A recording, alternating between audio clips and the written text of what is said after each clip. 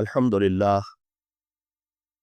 الحمد للہ وکفا والصلاة والسلام علی عبادہ الذین اصطفیٰ خصوصاً علی افضلہم وخاتم النبیین محمد الامین وعلی آلہ وصحبہ اجمعین اما بعد فقد قال اللہ تبارک وتعالی کما ورد فی آخر سورۃ الجمعہ اعوذ باللہ من الشیطان الرجیم بسم اللہ الرحمن الرحیم یا ایہا الذین آمنوا اذا نودی للصلاة من یوم الجمعة فاسعوا الى ذکر اللہ وذروا البیع ذالکم خیر لکم ان کنتم تعلمون فَإِذَا قُضِيَتِ الصَّلَاةُ فَانتَشِرُوا فِي الْأَرْضِ وَابْتَغُوا مِن فَضْلِ اللَّهِ وَاذْكُرُوا اللَّهَ كَثِيرًا لَعَلَّكُمْ تُفْلِحُونَ وَإِذَا رَأَوْا تِجَارَةً أَوْ لَهْوًا انفَضُّوا إِلَيْهَا وَتَرَكُوكَ قَائِمًا قُلْ مَا عِندَ اللَّهِ خَيْرٌ مِّنَ اللَّهْوِ وَمِنَ التِّجَارَةِ وَاللَّهُ خَيْرُ الرَّازِقِينَ صدق اللہ العظیم رب اشرح لي صدری ویسر لي امری واحلل عقدۃ من لسانی یفقہوا قولی اللہم ربنا الہمنا رشدنا واعصمنا من شرور انفسنا اللہم ارنا الحق حقا وارزقنا اتباعہ وارنا الباطل باطلا وارزقنا اجتنابہ آمین یا رب العالمین۔ سورہ جمعہ کا دوسرا رکوع جو 3 آیات پر مشتمل ہے، آپ نے اکثر و بیشتر اس کی سماعت کی ہوگی۔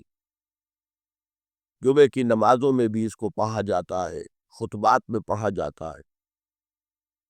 یہ 3 آیات حکمت و احکام جمعہ کے موضوع پر نہایت جامع آیات، اہمیت جمعہ، حکم جمعہ، حکمت جمعہ، مقصد جمعہ، ان تمام امور کو ان 3 آیات نے اپنے احاطے میں لے لیا ہے۔ چونکہ حضور کا سارا طرز عمل جو ہے اور آپ کا اعلیٰ انقلاب جو ہے وہ قرآن مجید ہے، اور آپ کا سارا عمل اس کے گرد گھوم رہا ہے۔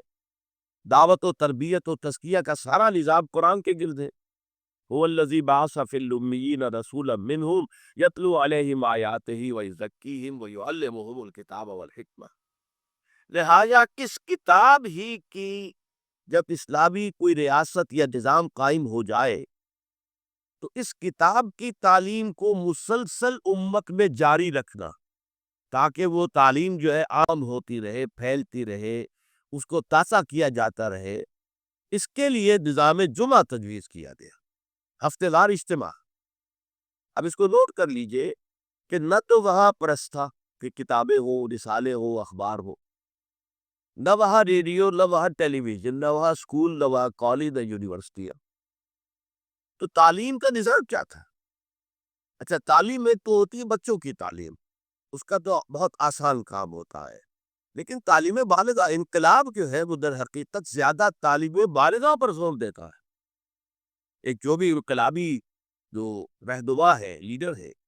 وہ سب سے پہلے اپنے زمانے کے ایڈلٹس کو مخاطب کرتا ہے، ان کو تعلیم دیتا ہے، ان کے ذہنوں کا تزکیہ کرتا ہے، ان کے ذہنوں میں اپنا انقلابی فکر بٹھاتا ہے، جاگزی کرتا ہے، پھر ان میں سے جو موٹیویٹ ہو جاتے ہیں اور جو رسپونڈ کرتے ہیں ان کو جمع کرتا ہے، منظم کرتا ہے، طاقت بناتا ہے۔ بچوں کی تعلیم کا اس میں دخل نہیں ہوتا، وہ تو جب نظام بن جائے گا، اسلامی نظام آ جائے گا تو پھر اس نظام کے تحت بالکل نیا نظام تعلیم ہوگا۔ بچوں کی تعلیم ابتدا سے اس طریقے پر ہوگی کہ اس سے ان کے اندر اسلام اور ایمان کے جو جذبات ہیں وہ پیدا ہو، جہاد فی سبیل اللہ کا ذوق و شوق پیدا ہو۔ لیکن یہ کہ سب سے پہلے جو انقلاب برپا کرنا ہے، تو بچے تو انقلاب نہیں لایا کرتے، انقلاب کو ایڈلٹس لاتے ہیں۔ تو ان ایڈلٹس کو مخاطب کرنا اور ان کی تعلیم، ان کا ذہن بنانا، ان کے اندر اس انقلابی فکر کو ان کے ذہنوں میں، دلوں میں اتار دینا، جاگزی کر دینا، یہ ہے وہ مقصد کہ جو نظام جمعہ کے ذریعے سے امت میں اس کو دوام دے دیا گیا۔ جمعے کا ممبر جو ہے اسے ممبر رسول کہتے ہیں۔ ممبر رسول پر جو کھڑا ہوتا ہے وہ نائب رسول ہے۔ وہ نائب رسول وہی کام کرے جو حضور کرتے تھے، یتلو علیہم آیاتہ ویزکیہم ویعلمہم الکتاب والحکمہ۔ یہ کام امت کے اندر جاری و ساری ہو جائے، اس کا تسلسل ہو، اس کا دوام ہو، اس کے لیے جمعہ کی فرضیت کی گئی۔ نظام جمعہ یہ ہفتے وار اجتماع ہے، آپ کے علم میں ہوگا کمیونسٹوں کا معاملہ بھی یہ ہوتا تھا، ان کا بھی ایک فلسفہ تھا مارکسزم، اور جب تک وہ فلسفہ ذہنوں میں اتر نہ جائے کوئی شخص کمیونسٹ کیسے بنے گا؟ اور پھر وہ فلسفہ تازہ رہنا چاہیے، ان کے ذہنوں میں اجاگر رہنا چاہیے، مدم نہ پڑ جائے، کہیں ان کے ساتھ اس کی ذہنی کمٹمنٹ کمزور نہ ہو جائے۔ تو وہ اپنے ویکلی میٹنگز کرتے تھے، اس میں کیا کرتے تھے؟ اسی فلسفے کی تجدید، اسی کی اور گہرائیوں میں اترنا، تاکہ ذہنوں کے اندر وہ فلسفہ راسخ رہے۔ جب فلسفہ راسخ رہے گا تو انقلابی فرور، انقلابی ذیل، انقلابی جذبہ بھی برقرار رہے گا، اور انسان جو ہے تن من دل لگا دے گا۔ تو یہ ربط ہے سورہ جمعہ کے ساتھ احکام جمعہ کا، اور یہ تو واضح ہی ہے کہ در حقیقت اس سورہ مبارکہ کا نام ہی اس حکم جمعہ کے حوالے سے لیا گیا ہے۔ اچھا، اب اس میں حکم جمعہ کی اہمیت کیا ہے اس کو آپ سمجھیے۔ میں چند احادیث آپ کو سنا رہا ہوں۔ ترمذی شریف کی روایت ہے، من ترک الجمعۃ ثلاث مرات تہاونا طبع اللہ علی قلبہ، جس شخص نے 3 جمعے چھوڑ دیے کسر کی وجہ سے، یعنی کوئی اور عذر نہیں ہے، بیماری نہیں تھی، مسافر نہیں تھا، کوئی نہیں عذر، تہاونا، الحمدللہ الحمدللہ وکفا والصلاۃ والسلام علی عبادہ الذین اصطفیٰ، خصوصاً علی افضلہم وخاتم النبیین محمد الامین وعلی آلہ وصحبہ اجمعین۔ اما بعد فقد قال اللہ تبارک وتعالی کما ورد فی آخر سورۃ الجمعہ، اعوذ باللہ من الشیطان الرجیم، بسم اللہ الرحمن الرحیم، یا ایہا الذین آمنوا اذا نودی للصلاة من یوم الجمعۃ فاسعوا الی ذکر اللہ وذروا البیع، ذالکم خیر لکم ان کنتم تعلمون،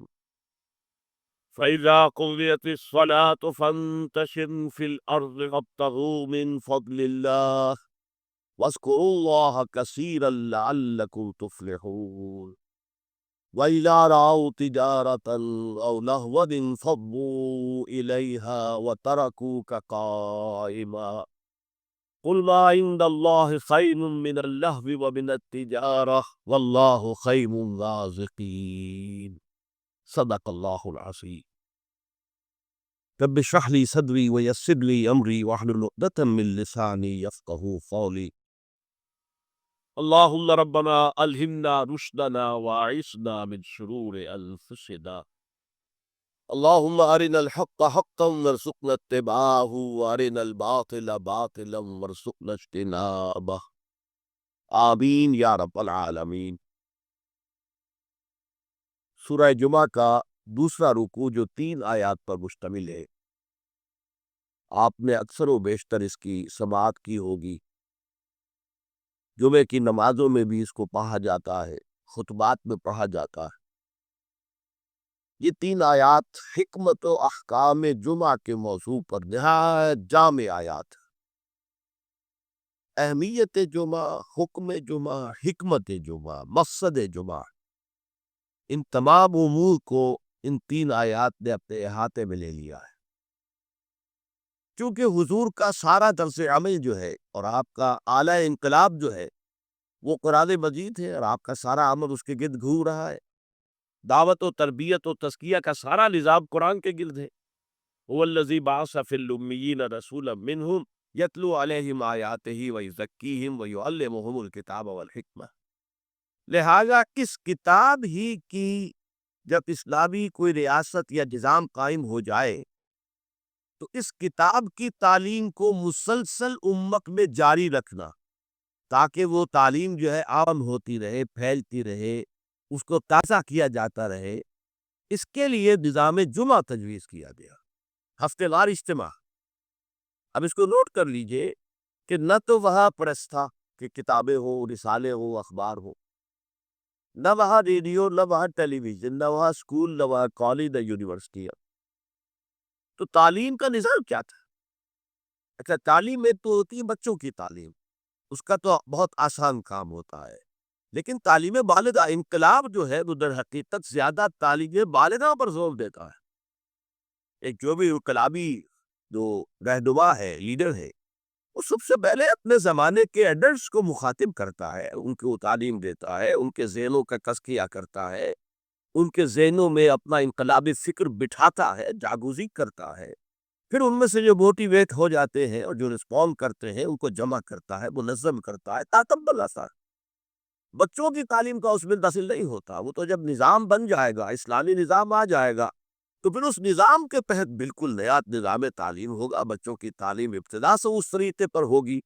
کہ اس سے ان کے اندر اسلام اور ایمان کے جو جذبات ہیں وہ پیدا ہو، جہاد فی سبیل اللہ کا ذوق و شوق پیدا ہو. لیکن یہ کہ سب سے پہلے جو انقلاب برپا کرنا ہے، تو بچے تو انقلاب نہیں لایا کرتے، انقلاب تو ایڈلٹس لاتے ہیں. تو ان ایڈلٹس کو مخاطب کرنا اور ان کی تعلیم، ان کا ذہن بنانا، ان کے اندر اس انقلابی فکر کو ان کے ذہنوں میں، دلوں میں اتار دینا، جاگوری کر دینا، یہ ہے وہ مقصد کہ جو نظام جمعہ کے ذریعے سے امت میں اس کو ایک دوام دے دیا گیا. جمعے کا ممبر جو ہے اسے ممبر رسول کہتے ہیں. ممبر رسول پر جو کھڑا ہوتا ہے وہ نائب رسول ہے. وہ نائب رسول وہی کام کرے جو حضور کرتے تھے، یتلو علیہم آیاتہ ویزکیہم ویعلمہم الکتاب والحکمہ. یہ کام امت کے اندر جاری و ساری ہو جائے، اس کا تسلسل ہو، اس کا دوام ہو، اس کے لیے جمعہ کی فرضیت کی گئی. نظام جمعہ یہ ہفتے وار اجتماع ہے. آپ کے علم میں ہوگا کمیونسٹوں کا معاملہ بھی یہ ہوتا تھا. ان کا بھی ایک فلسفہ تھا،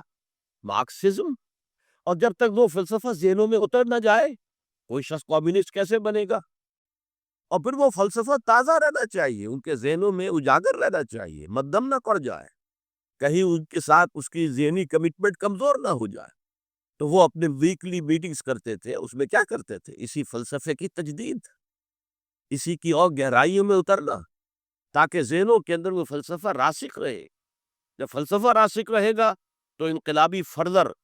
انقلابی ذیل، انقلابی جذبہ بھی برقرار رہے گا، اور انسان جو ہے تن من دل لگا دے گا. تو یہ ربط ہے سورہ جمعہ کے ساتھ احکام جمعہ کا. اور یہ تو واضح ہی ہے کہ در حقیقت اس سورہ مبارکہ کا نام ہی اس حکم جمعہ کے حوالے سے لیا گیا ہے. اچھا، اب اس میں حکم جمعہ کی اہمیت کیا ہے اس کو آپ سمجھیے. میں چند احادیث آپ کو سنا رہا ہوں. ترمذی شریف کی روایت ہے، من ترک الجمعۃ ثلاث مرات تحاضنا طبع اللہ علی قلبہ.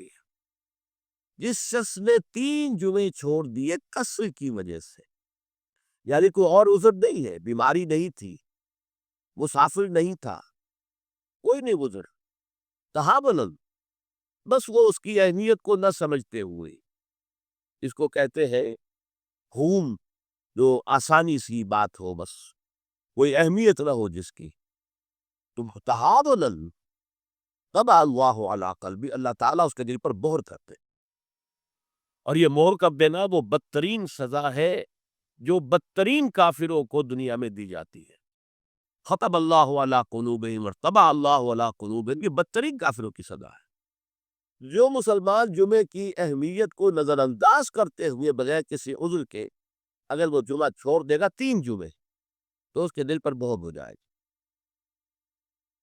من ترک ثلاث جمع تحاولا بها طبع اللہ علی قلبہ.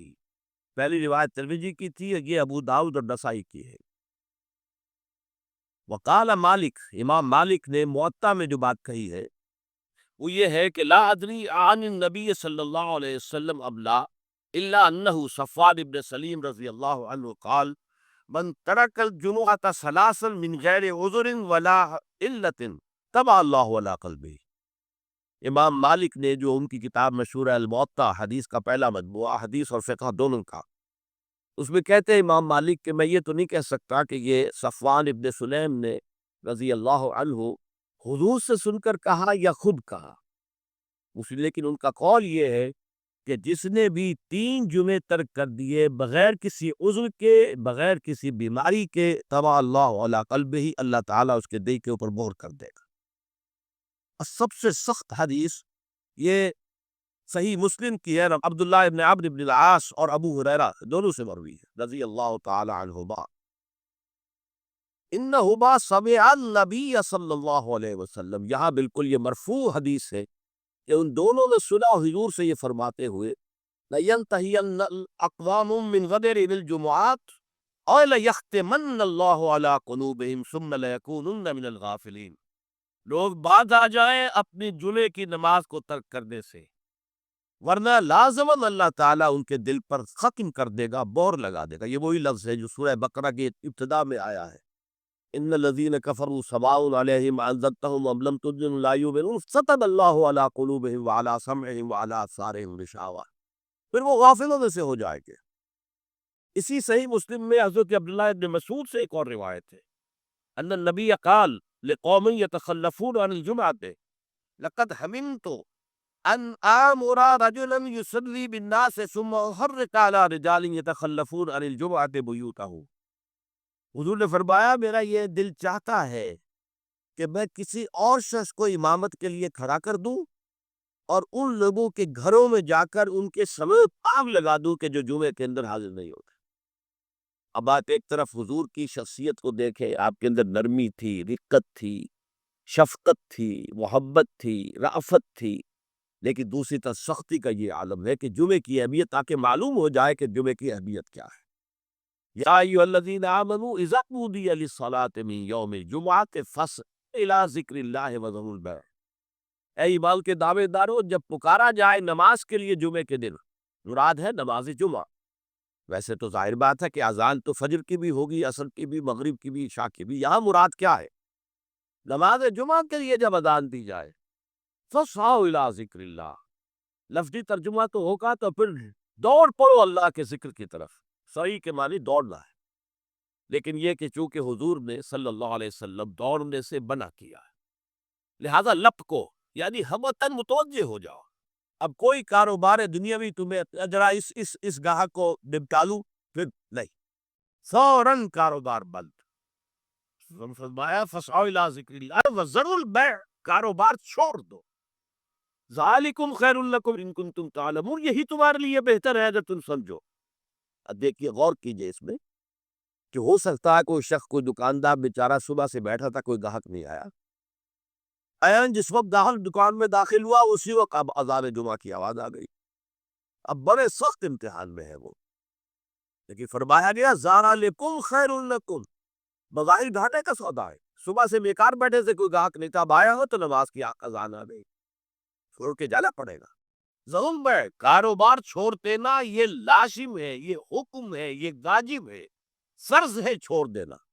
اس میں کسی قسم کی کوتاہی جو ہے وہ پسندیدہ نہیں ہے۔ تو جمعے کی اہمیت کے لیے ایک طرف تو قرآن مجید کے یہ الفاظ، یا ایھا الذین آمنوا اذا نودی للصلاۃ من یوم الجمعۃ فاسعوا الی ذکر اللہ وذروا البیع ذالکم خیر لکم ان کنتم تعلمون، اور اس کے ساتھ جمع کیجئے وہ احادیث جو میں آپ کو سنا چکا۔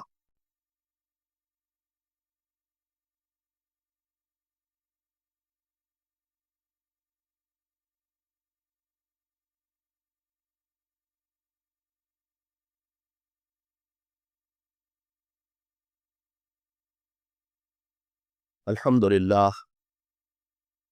الحمدللہ وکفی والصلاة والسلام علی عبادہ الذین اصطفیٰ،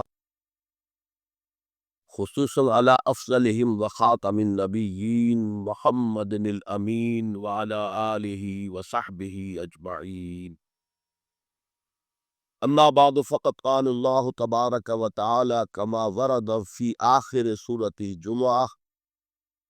اعوذ باللہ من الشیطان الرجیم، بسم اللہ الرحمن الرحیم،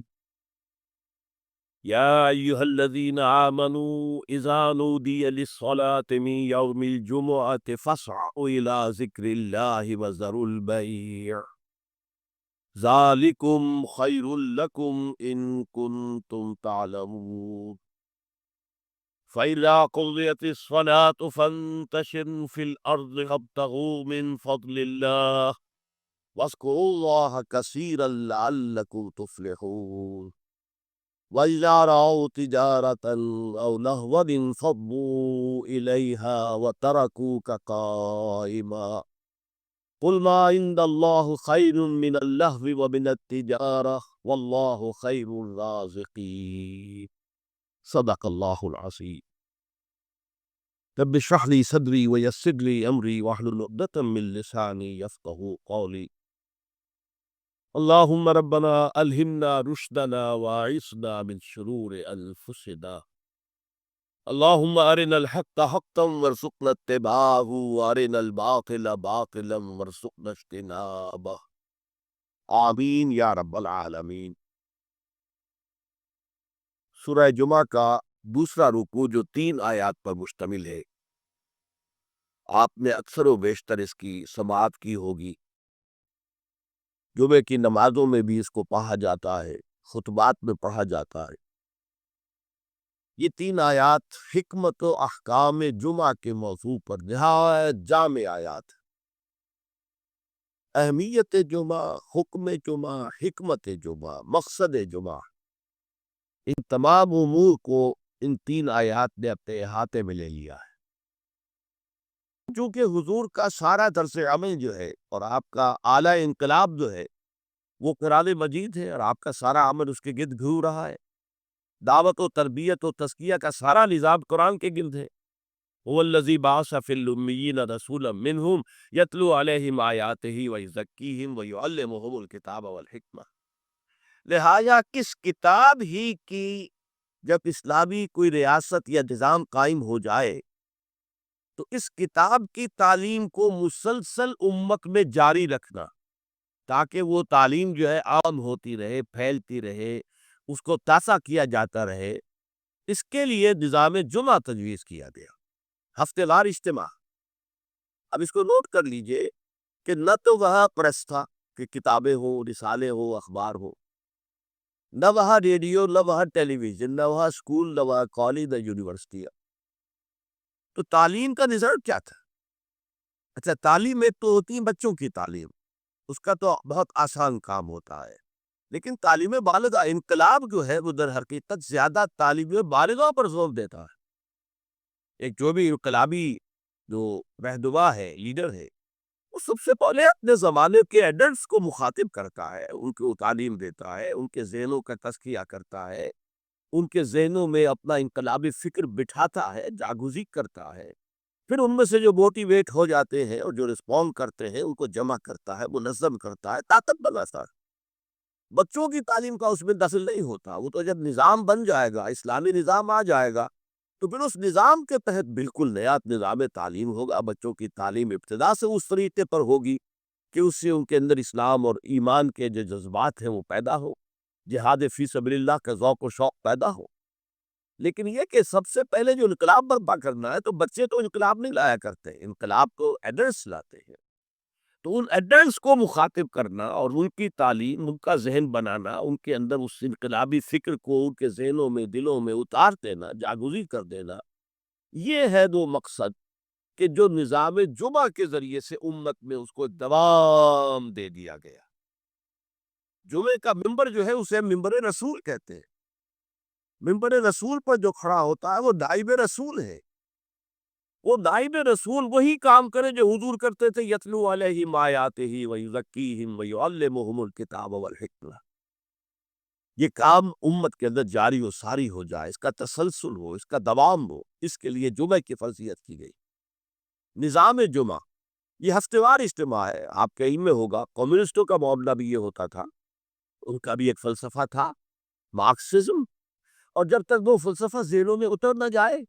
کوئی شخص کمیونسٹ کیسے بنے گا؟ اور پھر وہ فلسفہ تازہ رہنا چاہیے، ان کے ذہنوں میں اجاگر رہنا چاہیے، مدھم نہ پڑ جائے، کہیں ان کے ساتھ اس کی ذہنی کمٹمنٹ کمزور نہ ہو جائے۔ تو وہ اپنے ویکلی میٹنگز کرتے تھے، اس میں کیا کرتے تھے؟ اسی فلسفے کی تجدید، اسی کی اور گہرائی میں اترنا، تاکہ ذہنوں کے اندر وہ فلسفہ راسخ رہے۔ جب فلسفہ راسخ رہے گا تو انقلابی فردر، انقلابی ذیل، انقلابی جذبہ بھی برقرار رہے گا، اور انسان جو ہے تن من دل لگا دے گا۔ تو یہ ربط ہے سورہ جمعہ کے ساتھ احکام جمعہ کا، اور یہ تو واضح ہی ہے کہ در حقیقت اس سورہ مبارکہ کا نام ہی اس حکم جمعہ کے حوالے سے لیا گیا ہے۔ اچھا، اب اس میں حکم جمعہ کی اہمیت کیا ہے اس کو آپ سمجھیے۔ میں چند احادیث آپ کو سنا رہا ہوں۔ ترمذی شریف کی روایت ہے، من ترک الجمعۃ ثلاث مرات تہاونا طبع اللہ علی قلبہ، جس شخص نے 3 جمعے چھوڑ دیے کسر کی وجہ سے، یعنی کوئی اور عذر نہیں ہے، بیماری نہیں تھی، مسافر نہیں تھا، کوئی نہیں عذر، تہاونا، اگر 3 جمعے کسی مسلمان نے بغیر عذر کے، ہاں عذر ہو سکتا ہے، آپ بیمار ہیں تو آپ پر فرض نہیں ہے، آپ مسافر ہیں تو مسافر پر فرض نہیں ہے، آپ غلام ہیں کسی کے تو آقا کی اجازت کے بغیر نہیں جا سکتے، لہذا غلام پر بھی جمعہ فرض نہیں ہے، بچے پر بھی جمعہ فرض نہیں ہے، خواتین پر جمعہ فرض نہیں ہے، وہ اپنی ظہر کی نماز اپنے گھروں میں ادا کریں، جمعہ کی فرضیت نہیں ہے۔ لیکن جس پر جمعہ فرض ہے اور پھر وہ صرف تہاوناً، کسل مندی یا اس کی اہمیت کو نہ سمجھتے ہوئے وہ اگر جمعے مسلسل 3 ترک کر دے گا تو طبع اللہ علی قلوبہم، بھی آ گیا، اور ختم اللہ علی لیختمن اللہ علی قلبہ، اللہ تعالیٰ اس کے دل کے اوپر مہر کر دے گا۔ اچھا، اس میں اب جو نوٹ کرنے کی بات ہے وہ یہ ہے، جمعے کو جمعہ بنانے والی شے خطبہ جمعہ ہے۔ نماز تو ظہر کی نماز کا قائم مقام جمعہ ہے نا، ظہر کے 4 فرض ہیں اور جمعے کے 2 ہیں، تو نماز اصل شے نہیں ہے، اصل شے جو ہے خطبہ جمعہ ہے، جس نے کہ جمعے کو اہمیت دی ہے۔ اسی کہ خطبہ میں تعلیم ہوتی ہے، تلقین ہوتی ہے، جسے میں نے کہا اصل جو مقصد ہے یہ ہفتہ وار اجتماع ہے۔ اس ہفتہ وار اجتماع میں تازہ کرنا ہے اپنے نظریے کو، اپنے خیالات کو، اپنے نظریات کو، اپنے عقائد کو تازہ کرنا ہے، اسے پانی دینا ہے، سینچنا ہے، اور یہ کام در حقیقت خطبے کا ہے۔ ویسے یہ کہ تاریخی اعتبار سے جان لیجئے کہ اسلام جو ہے، شروع سے اسلام ہے، حضرت آدم سے لے کر حضور تک اور آج تک اصل دین جو ہے وہ اسلام ہے، ان الدین عند اللہ الاسلام۔ یہ تو اسلام کے ایڈیشنز ہیں کہ ایک خاص احکام جو حضرت موسیٰ کو دیے گئے تو وہ اس وقت کے لوگوں کے لیے وہ لازم تھے، پھر وہ احکام جو ہے شریعت محمدی کی شکل میں آئے ہیں صلی اللہ علیہ وسلم، تو ہم پر وہ واجب ہے، لازم ہے۔ لیکن یہ کہ یہ نظام جو ہے رہا ہے ان تمام مذاہب میں کہ ہفتے کے ایک دن کو فارغ کیا جائے اللہ کی یاد کے لیے۔ چنانچہ یہ حکم جمعہ ہی تھا کہ جو دیا گیا تھا امت موسوی کو علی نبی صلاۃ والسلام، جمعہ کا دن تھا، ہمیشہ سے جمعہ ہی کا دن جو ہے وہ در حقیقت مقدس دن ہے، اور جمعہ ہی کا دن ہے کہ جو ابتدائے آفرینش سے چلا آ رہا ہے اس کام کے لیے۔ لیکن یہودیوں نے اپنی جو بھی شر پسندی تھی ان کے اندر، ان کے مزاج میں جو بغاوت تھی، ان کا جمعے کو چھوڑو جی ہفتہ کرو، تو اللہ تعالیٰ نے بھی پھر ہفتہ ہی ان پر فرض کر دیا، اور ان کے ہاں یہ ہفتہ اتنا سخت تھا، جمعے کی مغرب کی نماز کے بعد سے لے کر اگلے ہفتے کی مغرب تک 24 گھنٹے کوئی کاروبار دنیاوی مطلقاً حرام تھا۔ آج بھی امریکہ کے اندر جو لوگ رہتے ہیں، جو کہ پریکٹسنگ یوز ہے، جن کے وہ لمبے لمبے بال ہوتے ہیں، ادھر زلفیں ہوتی ہیں، اور انہوں نے لمبے لمبے کوٹ سے رنگ کے پہنے ہوتے ہیں، اور فیلٹ ہیٹ ہوتا ہے ان کا خاص طرز کا سیاہ رنگ کا، یہ جو پریکٹسنگ یہودی ہے، آرتھوڈاکس یہودی ان کو کہتے ہیں، یہ جمعے کی شام سے اپنے ٹیلی فون کنیکشن بند کر دیتے، کوئی گفتگو نہیں، ان کے تمام دفاتر بند، گھروں پر بھی کوئی ٹیلی فون نہیں دیں گے، وہ سب بند، اور اس کے بعد ان کا پورا دن گزرتا ہے۔ لیکن وہاں فرق یہ ہے کہ وہاں کوئی جماعت کا اہتمام نہیں تھا، اپنے اپنے طور پر اللہ کو یاد کرو، تورات پڑھتے رہو، جو بھی ان کی ہر شکل تھی نماز کی اس میں وقت گزارو، دنیاوی کاروبار جو ہے کوئی نہیں ہوگا۔ اس کے بعد عیسائیوں کا معاملہ آیا، انہوں نے ایک اور آگے قدم بڑھایا، اور ہفتے کو ترک کر کے اپنے آپ کو یہود سے ممیز کرنے کے لیے اتوار قرار دے لیا۔ اتوار کی صبح کو ان کا ایک خاص عبادت کا دن ہے، اور اس میں واقعہ یہ ہے کہ جو بھی وہ پریکٹسنگ یا کوئی تھوڑا بہت مذہبی مزاج رکھنے والے عیسائی ہیں، وہ اتوار کے روز نہا دھو کر کپڑے بدل کر اچھے انداز میں اپنی فیملیز کے ساتھ، بچوں کو ساتھ لے کر وہ چرچ جاتے،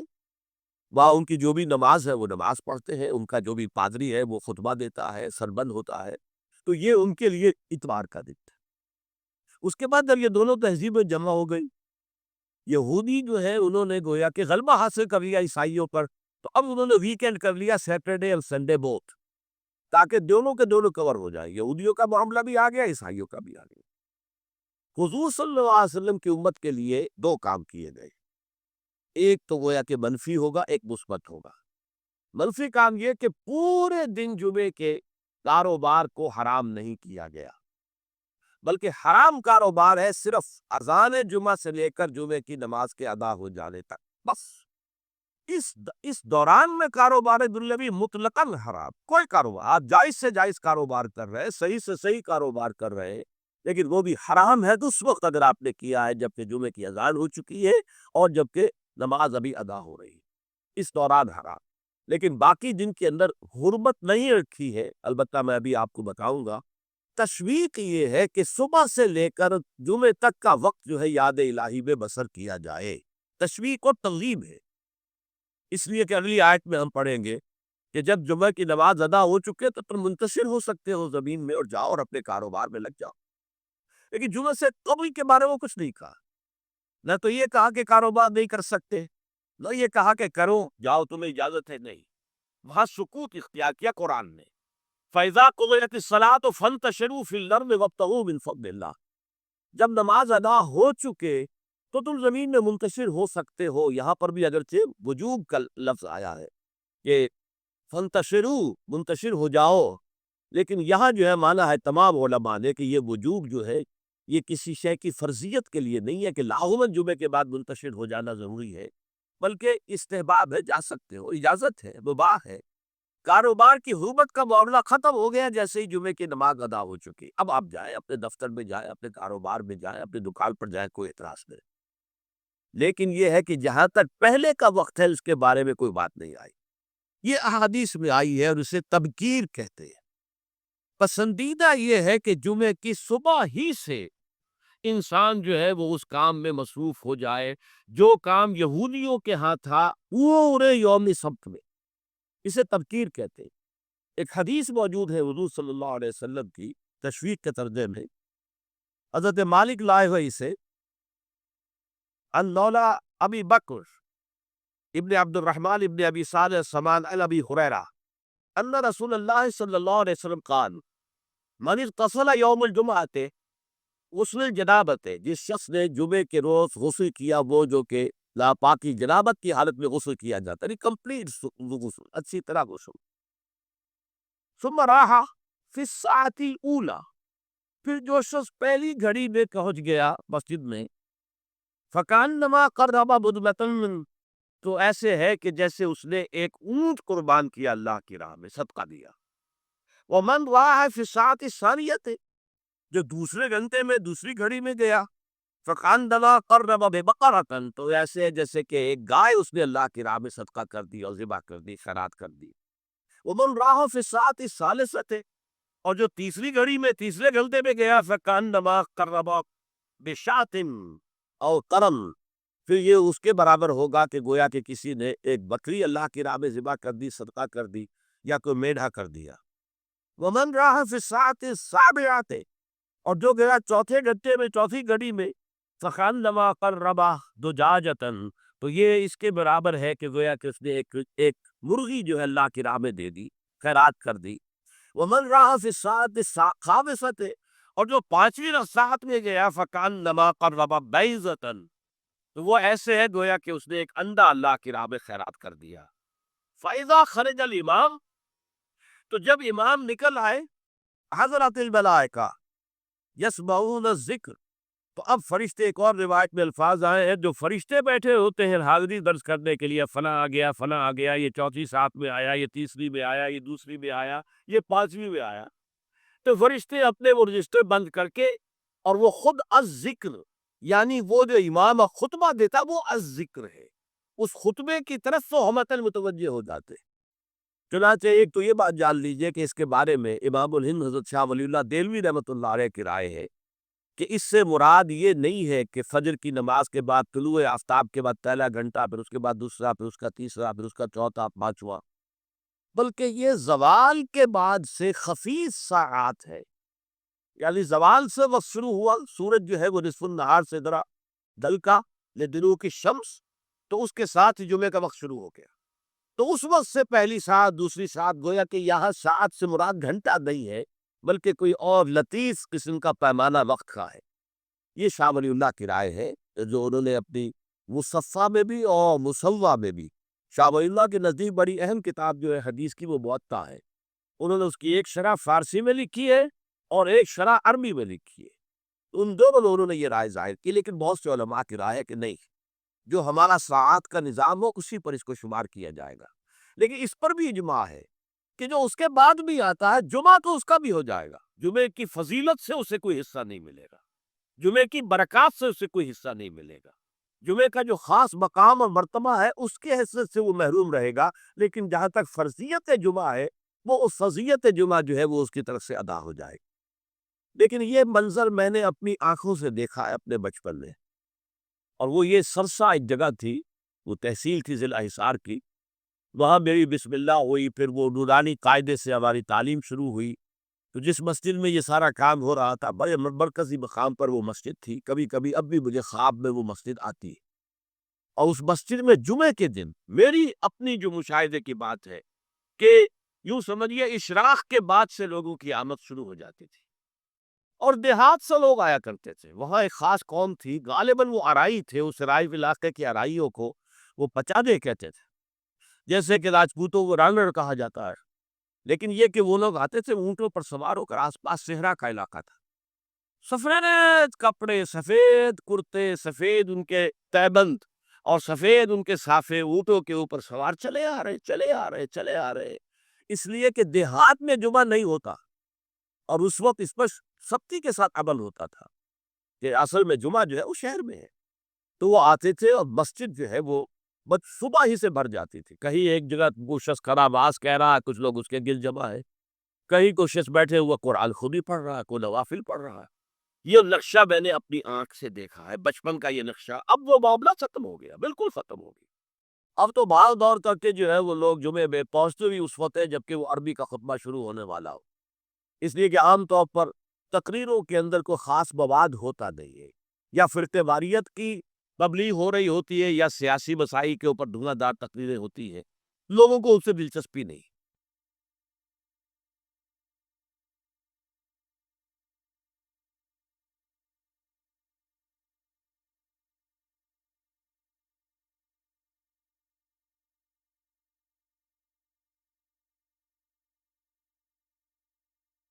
الحمدللہ، الحمدللہ وکفا والصلاة والسلام علی عبادہ الذین اصطفیٰ، خصوصاً علی افضلہم وخاتم النبیین محمد الامین وعلی آلہ وصحبہ اجمعین۔ اما بعد فقد قال اللہ تبارک و تعالی کما ورد فی آخر سورۃ الجمعہ،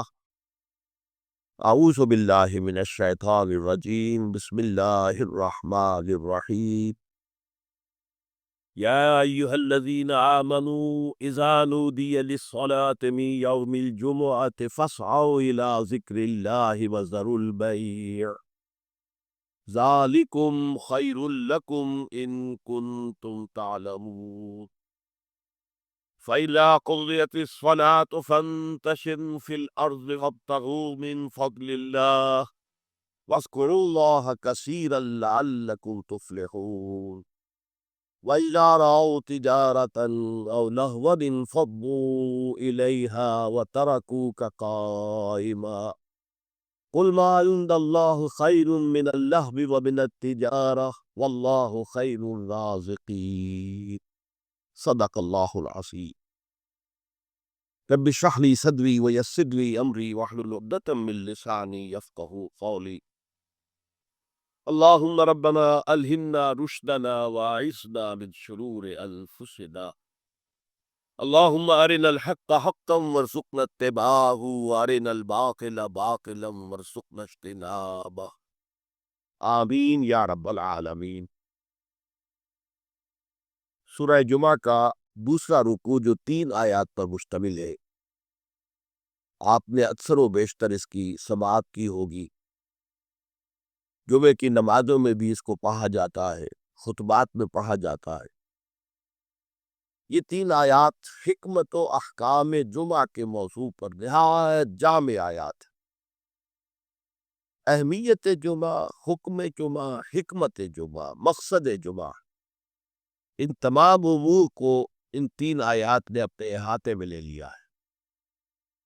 چونکہ حضور کا سارا طرز عمل جو ہے اور آپ کا اعلیٰ انقلاب جو ہے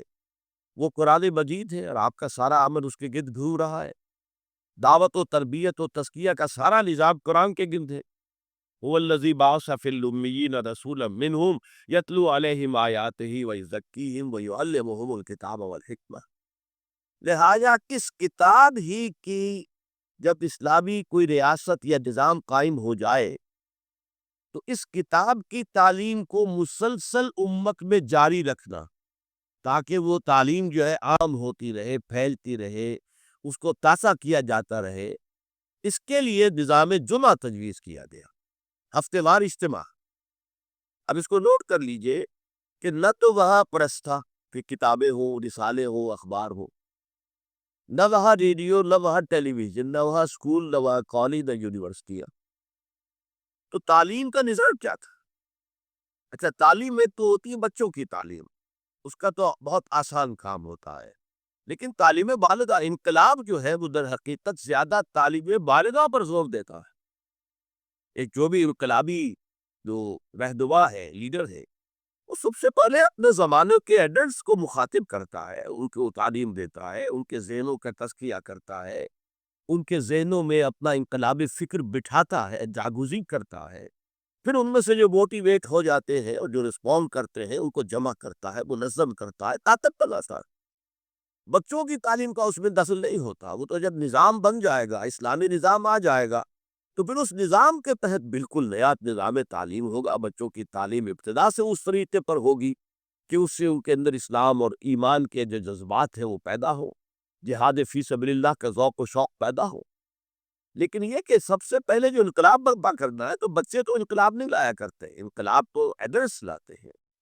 تو ان ایڈلٹس کو مخاطب کرنا اور ان کی تعلیم، ان کا ذہن بنانا، ان کے اندر اس انقلابی فکر کو ان کے ذہنوں میں، دلوں میں اتار دینا، جاگوزی کر دینا، یہ ہے وہ مقصد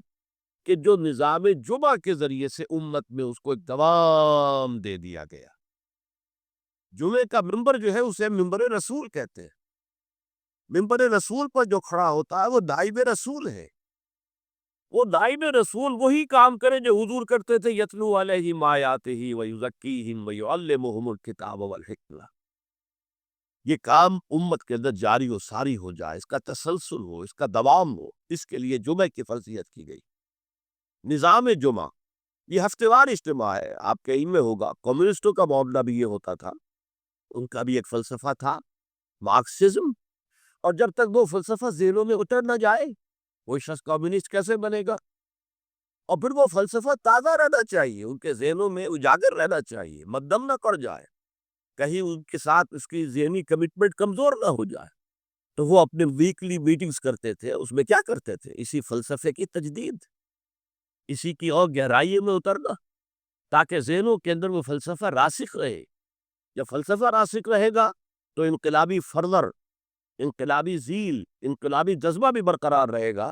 اور انسان جو ہے تن من دل لگا دے گا۔ تو یہ ربط ہے سورہ جمعہ کے ساتھ احکام جمعہ کا، اور یہ تو واضح ہی ہے کہ در حقیقت اس سورہ مبارکہ کا نام ہی اس حکم جمعہ کے حوالے سے لیا گیا ہے۔ اچھا، اب اس میں حکم جمعہ کی اہمیت کیا ہے اس کو آپ سمجھیے۔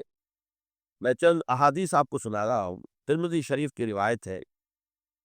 من ترک الجمعۃ ثلاث مرات تہاونا طبع اللہ علی قلبہ، جس شخص نے 3 جمعے چھوڑ دیے کسر کی وجہ سے، یعنی کوئی اور عذر نہیں ہے، بیماری نہیں تھی، مسافر نہیں تھا، کوئی نہیں عذر، تہاونا، کہ فرض ادا کرنے کے لیے 10 وہ جب خطبے کی اذان کا وقت ہوتا ہے تو اس وقت پہنچ جاتے ہیں، نماز ادا ہوئی اور روانہ ہو گئے۔ اللہ اللہ خیر صلی اللہ۔ میں سب سے پہلے آداب جمعہ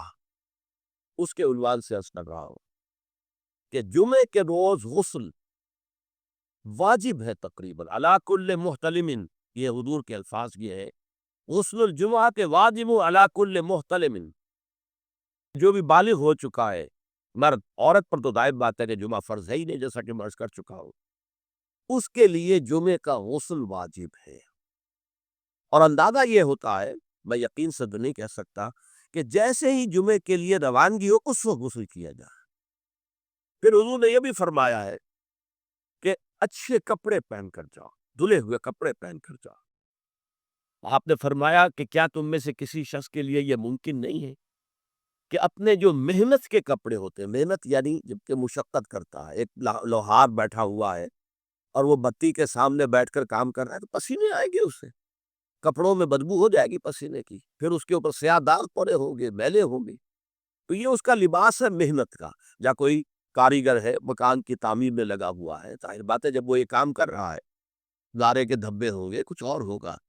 تو وہ حضور نے فرمایا کیا ممکن نہیں ہے تم میں سے کسی کے لیے کہ ایک علیحدہ سے جوڑا جمعے کے لیے رکھ لو، وہ جمعے ہی کی صرف استعمال کیا کر،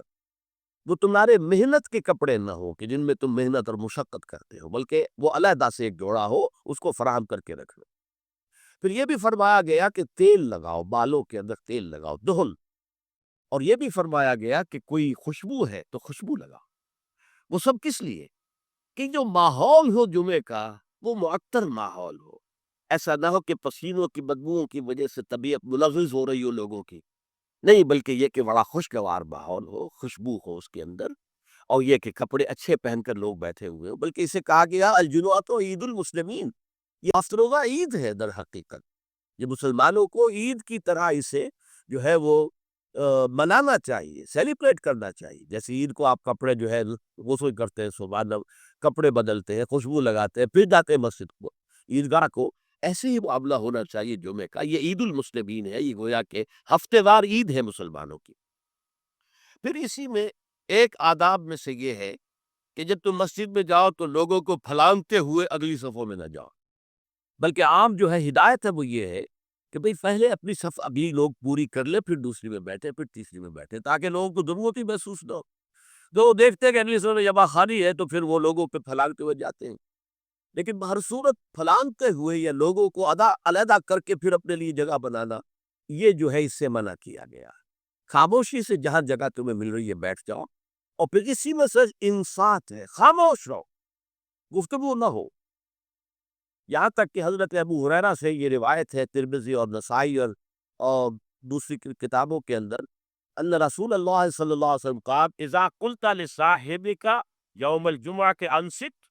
والامام یخطب فقط لغوت، دو آدمی گفتگو کر رہے، آپ تیسرے آدمی ہیں، آپ سن رہے، آپ ان سے کہتے ہیں خاموش ہو جاؤ، تو تم نے بھی لغو کام کیا۔ انہیں منع کرنے کے لیے بولنا بھی پسندیدہ نہیں، خاموش اشارے سے کہہ دو، لیکن تم نے اگر آواز نکالی جبکہ امام خطبہ دے رہا ہے، امام کے خطبے کی طرف ساری توجہ، اس جمعے کی ساری حیثیت جو ہے وہ اسی خطبے کی وجہ سے، لہذا اس میں آپس میں گفتگو کرنا، اس طرح کی چیزیں جو ہے وہ بالکل غلط ہے، آداب جمعہ کے منافی ہے، جس کی انتہا یہ ہے کہ اگر وہ آپس میں دو گفتگو کر رہے ہیں اور آپ انہیں روکنے کے لیے بھی زبان کھولے، انصت، خاموش ہو جاؤ، تو یہ بھی فقط لغو تھا، تم نے بھی ایک لغو حرکت کی ہے، بلکہ اشارے کنایے سے کہہ دیا جائے کہ زبان نہ کھولی جائے۔ پھر اس میں حضور کیا کرتے تھے، خطبے میں کیا کرتے تھے؟ یہ روایت بھی ہے مسلم شریف کی، ان جابر بن سمرہ رضی اللہ تعالی عنہ فرماتے ہیں کانت للنبی خطبتان، حضور کے دو خطبے ہوتے تھے، یجلس بینہما، ان دونوں کے درمیان آپ ذرا تھوڑی دیر کے لیے بیٹھتے تھے، جیسے کہ آپ کو معلوم ہے تمام امام جو ہے وہ یہی کرتے ہیں آج، یقرأ قرآن اور یذکر الناس، جمعے میں کرتے کیا تھے؟ قرآن پڑھتے تھے اور لوگوں کو نصیحت کرتے تھے، یاد دہانی کرتے تھے۔ اب اس میں ایک بات تو سامنے آ گئی، دو خطبے ہوتے تھے، حالانکہ ہمیں معلوم ہے، تیقن کے ساتھ معلوم ہے، حضور لمبے خطبے کبھی نہیں دیتے تھے، لمبی تقریر کبھی نہیں کرتے تھے، آپ کی تقریر بالکل مختصر ہوتی تھی، یوں سمجھئے کہ جو ما قل و کفا خیر مما کثر و الہا، کم ہے لیکن وہ کفایت کر جائے، تو بڑی لمبی چوڑی تقریریں جو ہے اس کی وہاں، اب اس میں فائدہ کیا تھا؟ عربی زبان قرآن کی، عربی زبان حضور کی، عربی زبان آپ کے سامعین کی، لہذا اب بات صرف یہ رہ گئی کہ از دل خیزت بر دل ریزت، دل سے نکلے دل پر اتر جائے۔ ہمارا مسئلہ مختلف ہے، ہم عربی نہیں جانتے، خطبہ عربی میں ہے، اب خطبہ تو سمجھ میں لوگوں کے کچھ آتا ہی نہیں، خطبہ کے ذریعے تو جو مقصد خطبہ ہے وہ حاصل نہیں ہوتا، لہذا وہ تقریر کرتے ہیں، پہلے وعظ کرتے ہیں، اس میں بھی آپ پہلے کچھ قرآن پڑھیں گے تو ترجمہ کریں گے، وضاحت کریں گے، تب ان لوگوں کی سمجھ میں آئے گا۔ لیکن حضور کا معاملہ کیا تھا؟ وہ یہ کہ کان للنبی صلی اللہ علیہ وسلم خطبتان یجلس بینہما۔ اچھا، اس سے میں یہ سمجھتا ہوں، واللہ عالم، میرا گمان ہے کہ اس سے در حقیقت اشارہ اس طرف ہے کہ یہ خطبہ در حقیقت 2 رکعتوں کے قائم مقام ہے۔ ظہر کی رکعتیں 4 اور جمعے کی رہ گئی 2، 2 رکعتوں کے قائم مقام 2 خطبے، ورنہ نہ تو حضور معاذ اللہ اتنے کمزور تھے کہ چند منٹ کھڑے ہونے کے بعد آپ کو استراحت کی اور بیٹھنے کی اور آرام کرنے کی جو ہے ضرورت ہوتی، نہ آپ کے خطبے اتنے طویل ہی ہوتے تھے۔ لہٰذا یہ گویا کہ علامتی ہے، اس بات کے لیے ایک علامتی اہمیت رکھنے والی بات ہے کہ یہ 2 خطبے در حقیقت 2 رکعت نماز کے قائم مقام۔ اب جیسے نماز میں آپ بات نہیں کر سکتے، اسی طریقے سے خطبے کے دوران بھی آپ بات نہیں کر سکتے، آپ کو خاموش رہنا ہے، مؤدب ہو کر پورے طریقے سے سننا ہے خطبہ۔ اس کے بعد فرمایا یقرأ القرآن ویذکر الناس، وہ قرآن پڑھتے تھے خطبے میں بھی۔ اب دیکھیے، پڑھنے کے انداز کا فرق ہوتا ہے، ایک شخص قرآن پڑھ رہا ہے، دوسرا شخص قرآن پڑھ رہا ہے، اس کی گہرائیوں میں اتر کر پڑھ رہا ہے، جہاں آواز بلند کرنے کی ضرورت ہے وہاں آواز بلند کرتا ہے، جہاں آواز پست کرنے کی ضرورت ہے وہاں آواز پست کرتا ہے۔ اس طریقے سے وہ قرآن مجید کے اندر سے صرف اس کے معنی ہی نہیں نکال رہا بلکہ اس کے احساسات کو بھی اجاگر کر رہا ہے۔ تو حضور جیسے پڑھتے ہوں گے اس کا خیر ہم تصور نہیں کر سکتے، لیکن یہ کہ یہ ضرور آتا ہے کہ حضور کا خطبہ جو ہے وہ ٹھنڈا ٹھنڈا نہیں ہوتا تھا، وہ جذباتی ہوتا تھا۔ چنانچہ یہ حدیث موجود ہے عبداللہ سے، جابر بن عبداللہ رضی اللہ تعالی عنہما سے، کان رسول اللہ صلی اللہ علیہ وسلم اذا خطب احمرت عیناہ وعلا صوتہ واشتد غضبہ حتی کانہ منذر جیش یقول صبحکم ومسعکم۔ حضور صلی اللہ علیہ وسلم جب خطبہ دیتے تھے آپ کی آنکھیں سرخ ہو جاتی تھی، آپ کی آواز بلند ہوتی تھی، اور آپ پر ایک غضب کی سی کیفیت طاری ہوتی تھی، گویا کہ کوئی سالار ہے، کوئی سپہ سالار ہے جو اپنے لشکر کو بتا رہا ہے کہ وہ دشمن کا لشکر آ چکا ہے، اب یا تو صبح کو تم پر حملہ ہو جائے گا، شام کو ہو جائے گا، تیار ہو جاؤ پوری طریقے سے۔ تو جیسے کوئی کسی فوج کا سردار جو ہے سپہ سالار اپنے جو ہے سپاہی ہے ان کو آمادہ کرتا ہے جنگ کے لیے اور انہیں خبردار کرتا ہے کہ دشمن کا لشکر سر پر آ چکا ہے، صبحکم او مسعکم، وہ صبح کو آیا یا شام کو آیا، آیا کہ آیا، اس طریقے سے حضور کا خطبہ ہوتا تھا، ٹھنڈا ٹھنڈا نہیں، بلکہ یہ کہ اس کے اندر ایک جوش، اور لوگوں کو بھی جوش میں لانے کے لیے ایک ایسا انداز کہ جس سے خود ان کے اندر بھی جوش پیدا ہو جائے۔ اور اس میں کیا ہوتا تھا؟ قرآن پڑھتے تھے۔ ایک صحابی نے فرمایا ہے کہ میں نے سورہ قاف حضور کے خطبہ جمعہ سے یاد کی ہے، یعنی عام طور پر آپ سورہ قاف اس طرح پڑھتے تھے کہ پھر مجھے اس کے یاد کرنے میں بڑی آسانی ہو گئی اور میں یاد کر لیا میں نے۔ اس سے متعلق میری زندگی کا بھی ایک واقعہ ہے، میں بھی حیران ہوں اس طرح کے جب بات پڑھتا ہوں۔ یہ سن 54 کی بات ہے، جمعیت طلبہ میں میں تھا اس وقت، اسلامی جمعیت طلبہ، تو ایک تربیت دہ ملتان کی جمعیت نے منعقد کی، اس مدرسے قرآن کے لیے مجھے بلایا گیا۔ وہ ایک محلہ ہے ملتان کا قدیر آباد، اور قدیر آباد میں ایک مسجد تھی، حافظ عبدالتواب صاحب کی مشہور تھی، نابینا تھے۔ فجر کی نماز ایک روز میں نے اس مسجد میں پڑھی، اور اس کے امام نے یا خود حافظ عبدالتواب تھے یا کوئی اور صاحب تھے، واللہ اعلم، مجھے نہیں معلوم، فجر میں سورہ قاف پڑھی، اس قدر عمدگی سے پڑھی، اتنی خوشحالی سے پڑھی، اس طرح اس کو پڑھتے ہوئے مجھے اپنے اندر جو ہے محسوس ہوا کہ کوئی چیز جو ہے جنبش میں ہے، رقص جاز برہم زلد افلاک را، تو یہ تو انسان کی روح کا ایک رقص ہے کہ جو ہوتا ہے قرآن کے ساتھ۔ میں نے اسی دن سورت قاف حفظ کر لی، اسی دن، 3 رکوع ہے، چھوٹی نہیں ہے، لیکن اسی دن میں نے حفظ کر لی، اس لیے کہ اس کا اتنا نقش مجھ پر قائم ہو چکا تھا قلب پر کہ پھر اسے یاد کرنا بہت آسان تھا۔ اسی طرح ایک مرتبہ مولانا اصلاحی صاحب کے پیچھے جمعہ پڑھا، انہوں نے سورہ قیامہ پوری کی پوری خطبے کے پہلے خطبے کے اندر پڑھی، اور وہ مجھے یاد ہو گئی۔ اس طریقے سے یہ پڑھنے میں زمین و آسمان کا فرق ہوتا ہے، جو بھی انداز ہے قرآن کا اس کو صحیح طور پر، ورنہ ہمارے یہاں یہ بھی ہے کہ حسن قرأت کے لیے جو قواعد مقرر ہو گئے ہیں اس کے تحت پڑھے جاتا تو اس کے اندر وہ کیفیت نہیں ہوتی، وہ جذبہ جو ہے اس سے ٹرانسمٹ نہیں ہوتا، واللہ عالم۔ بہرحال حضور کا خطبہ جو ہوتا تھا اس میں آپ جب قرآن پڑھتے ہوگے اس انداز سے، تو اس سے جو قلوب کے اوپر گہرا اثر پڑتا تھا، تو وہی ہے اصل میں کہ جو مقصود ہے، یذکر الناس، یاد دہانی کرانا۔ دیکھیے یہی وجہ ہے کہ اس قدر گہرا ربط ہے۔ جمعے کی 2 رکعتوں میں سے ایک میں سورۃ الاعلیٰ، سبح اسم ربک الاعلیٰ، دوسری میں پھر هل اتاک حدیث الغاشیہ، سورہ غاشیہ۔ کیوں؟ اس لیے کہ دونوں میں تذکیر کا حکم ہے، تذکیر۔ فذکر ان نفعت الذکریٰ سیذکر من یخشیٰ ویتجنبها الاشقیٰ۔ اے نبی آپ تذکیر کرتے رہیے، آپ تذکیر کرتے رہیے،